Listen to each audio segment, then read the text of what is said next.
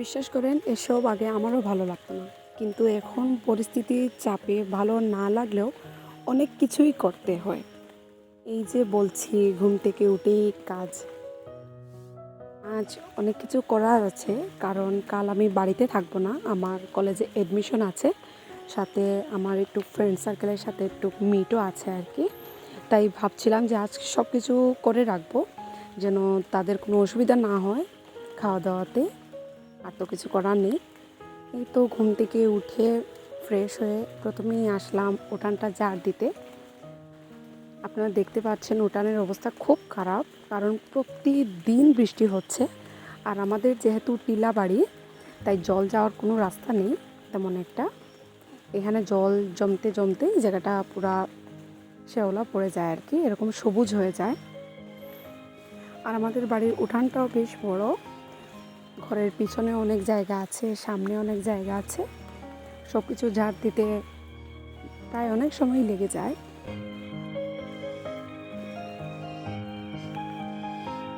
পরিস্থিতি মানুষকে কত কিছুই না শেখায়, আমাকেও আজ অনেক কিছু শিখিয়ে দিয়েছে।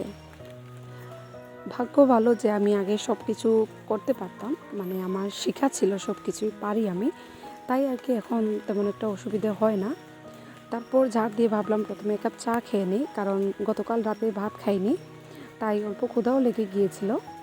তাই এক কাপ চা খেয়ে নিলাম, কারণ এখনও অনেক কাজ বাকি আছে। আর এই তো রাতে রান্না করেছিলাম বিচি দিয়ে মাছ দিয়ে একটা তরকারি, এটাই গরম করে নিয়েছিলাম। আর ভাতও বসিয়ে দিয়েছি। তরকারিটা রাতে রান্না করে রাখার কারণ হলো যেন সকালে উঠেই রান্না করতে না হয়, বাকি কাজগুলো করা যায়। আর শুধু এদিকে কাঁকরোলের বড়া বানিয়ে নিয়েছিলাম আর কি সকালে খাওয়ার জন্য। আর ছিল ডাল। এই সিম্পল রান্নাবান্নাই আছে আজকে। তারপর চলে গিয়েছিলাম আমি মায়ের কিছু কাপড় ধুয়ে দেওয়ার জন্য। প্রতিদিন এত বৃষ্টি হয় যে কাপড় ধুয়ে দিলে শুকাবে না, তাই আর কি ধোয়া হয় না। আজ ভাবলাম বৃষ্টি হোক বা যাই হোক না কেন কাপড়গুলো ধুয়ে দিই, পুরো দিনে হলো অল্প হলেও তো শুকাবে। তারপর না হয় পরের দিন আবার আমি রুদ্রে দেবো যদি রুদ্র উঠে আর কি। আমি কিন্তু এইসব কাজ আগে কখনো করিনি, সবই আমার কাছে প্রথম, কারণ আমি কাপড় ধুতে পারি না। এটা হাসির হলো, এটা সত্যি কথা। মানে আমার কাপড় ধুলে হাতে পায়ে ব্যথা শুরু হয়ে যায় আর কি, তাই আমি কখনো অন্যান্য কাজ করলেও কখনো কাপড় ধুই না। আর আমার যা টুকটাক আছে টি শার্ট, শর্ট প্যান্ট, এগুলো কিন্তু তো খুব তাড়াতাড়ি ধোয়া হয়ে যায়, তাই আর কি এমন একটা প্রবলেম হয় না। তারপর স্নান টান করে চলে আসলাম পুজো দিতে। আর আজকে আসনটা এত সুন্দর লাগছিল, আপনারা দেখেই বুঝতে পারছেন, একদম ফুলে ভর্তি ভরপুর একটা আসন। এরকম ফুলে ভর্তি থাকলে যেন দেখেই মনে শান্তি, চোখে শান্তি হয় আর কি।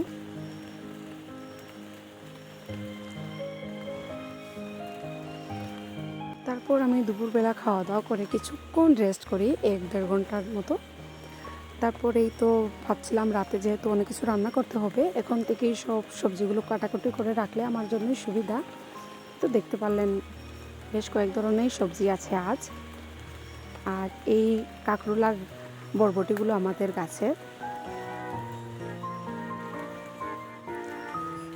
আমি যখন বেশ কিছু রান্না করি তখন আমি আগে থেকেই সব কিছু কাটাকুটি করে নিই, কারণ আমি কাটাকুটিতে খুব দুর্বল, মানে আমার বেশ অনেকটা টাইম লাগে বলতে পারেন। তাই ওগুলো যখন আমি কাটাকুটি করে রাখি তখন আমি ভিডিও করতে পারি, প্লাস রান্নাও খুব তাড়াতাড়ি হয়ে যায়। আর এই যে দেখতে পাচ্ছেন খুব ছোট ছোট করে আলু কাটছি, আজ একটা ভেজ ডাল বানাবো।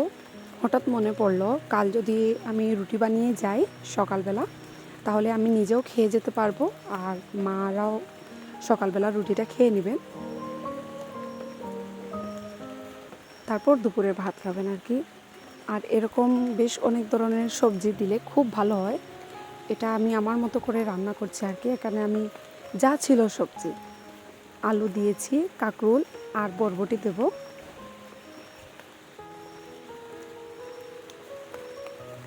এখানে যদি কোয়াশ দিতাম তাহলে আমার ভাই খেত না, তাই আর কি কোয়াশ দেওয়া হয়নি। আর বেগুনটা দিলে তো ভালো লাগবে না, তাই বেগুনও দিইনি। এই 3 ধরনের সবজিই ছিল।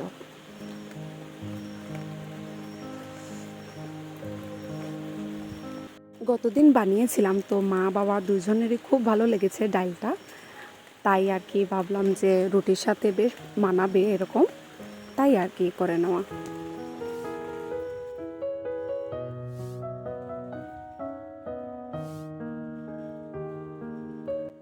এই তো আমার সবজি কাটা হয়ে গিয়েছে। আর বরবটিগুলো কিন্তু একদম কচি ছিল, এখনও ভালো করে বড় হয়নি। গাছ থেকে শুধু পেড়ে আনলাম, ভাবলাম যে দিয়ে দিই, নাহলে শুধু কাঁকরোল আলু দিয়ে ভালো লাগবে না, তাই আর কি।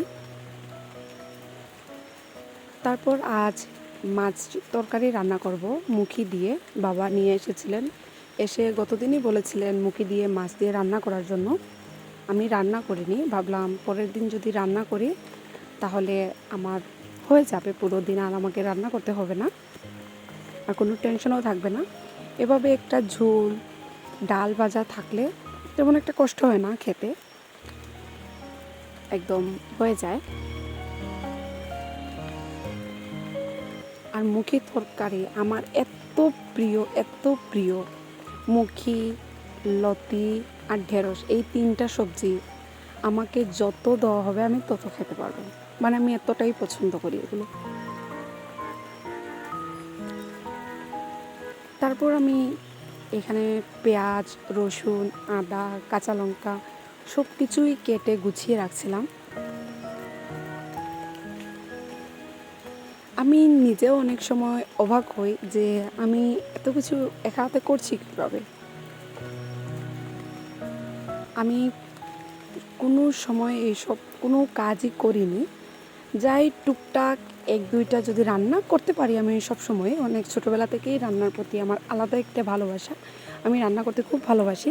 তো রান্না করলে মা সব কিছু রেডি করে দিতেন, আমি শুধু চুলার পাশে গিয়ে বসতাম আর খুন্তি নাড়িয়ে রান্নাটা করে নিতাম, ব্যাস এতটুকুই আমার কাজ ছিল।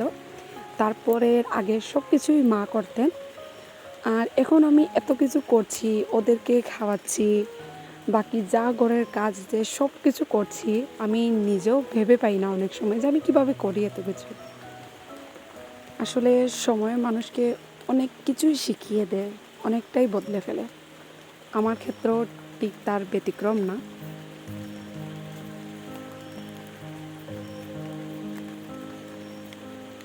আর এসব করতে করতে আমি খেয়াল করিনি যে সন্ধ্যা প্রায় হয়ে যাচ্ছিল।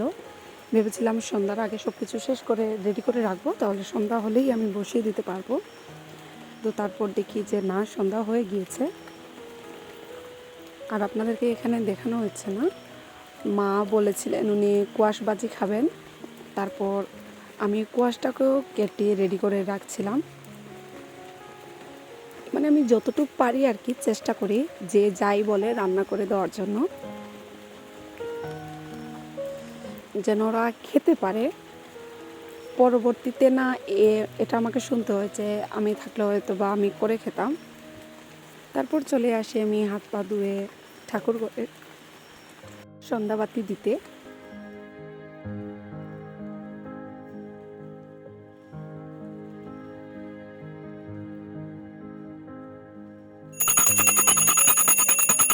সন্ধ্যাবাতি দিয়ে আমি চলে গিয়েছিলাম একটু দোকানে, কারণ কাল যেহেতু আমাদের একটা গেট টুগেদার আছে, তাই কি ওর জন্য কিছু কেনাকাটা করার ছিল আমি, তাই আর কি ওইসব কিনে আমি চলে আসি বাড়িতে।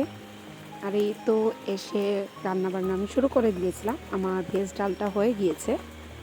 আমি ডালটাকে প্রথমে সিদ্ধ করে নিই, তারপর সব ধরনের সবজিকে ভালো করে ভেজে তার মধ্যে আমি ডালটা দিয়ে দিই। এভাবে করলে আমার কাছে বেশ ভালো লাগে। আর এই তো এখানে কোয়াশকে খুব ঝিরিঝিরি করে কেটে আমি ভাজি করে নিয়েছিলাম। তারপর আমি বসিয়ে দিয়েছিলাম মুখের তরকারিও, কারণ রাত অনেক হয়ে গেছে। আর এই যে রান্নাবান্নায় কিন্তু এত সহজ না, এর পাশে আমার আরও অনেক কাজ ছিল, ওইগুলোও করছিলাম পাশে এই রান্নাগুলো। আর এখানে একটা টক রান্না করেছিলাম আমশি আর শুকনো বড়ই দিয়ে, এটা আমাদের ঘরে খুব বেশি প্রিয় আর কি সবার। আর মুখে তরকারির সাথে এই টকটা কিন্তু সবসময়ই হয় বলতে পারেন। তারপর আমি রুটিও বসিয়ে দিয়েছিলাম।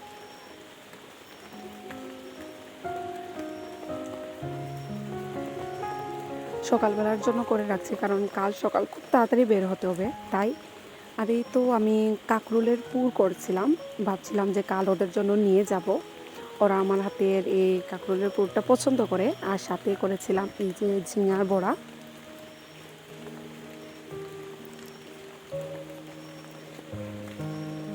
রান্নাবাড়া শেষ করে এখন আমি খেতে বসবো। তাহলে আজকের ব্লগটা এখানেই শেষ করছি। আশা করি সবার ভালো লেগেছে। ভালো লেগে থাকলে লাইক কমেন্ট শেয়ার করে দিবেন। আর আমার চ্যানেলটা সাবস্ক্রাইব করতে ভুলবেন না। আবার দেখা হবে নতুন ভিডিওতে। সবাইকে টাটা, বাই।